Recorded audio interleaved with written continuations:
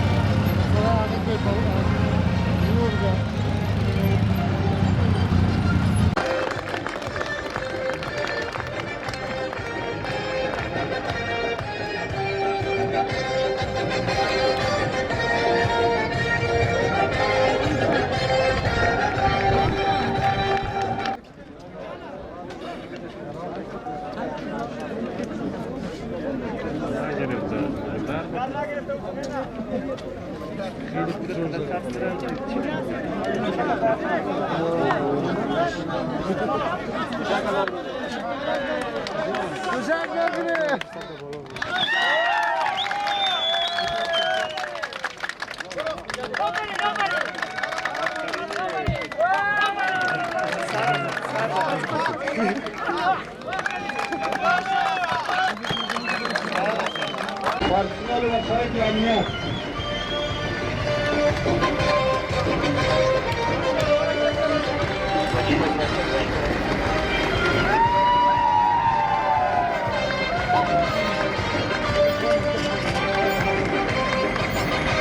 اطلاع تعاقب کنه اطلاع پرسنل این کار مسئولی تعاقب کنه اطلاع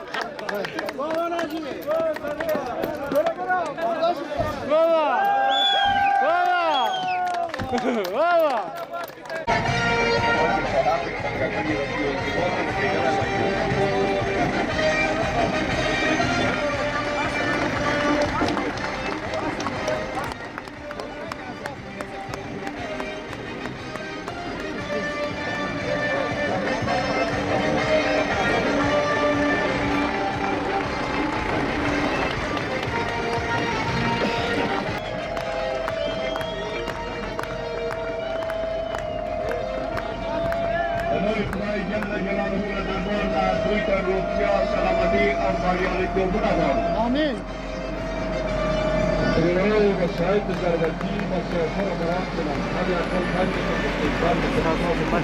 یا اینجا اینجا. مسافر اینجا این از بغل سرباز بیا. صاحب ټولای پولیس جا بیا اشرف خان در پیش مایک بیا. قماندان صاحب ټولای پولیس نظامی. نن ټوله سوله ته اړینه ده سوله چې قایمه شي دنیا ټوله رنګینه ده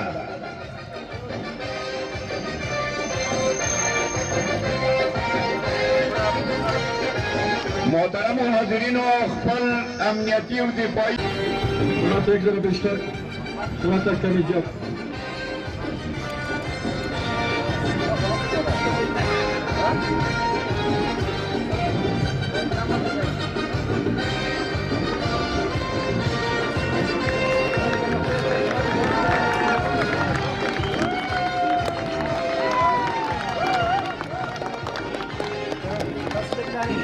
لطفاً سرک تخلیه کنند برای محترم ژورنالیست و کامرامنان سرک کار تخلیه کنند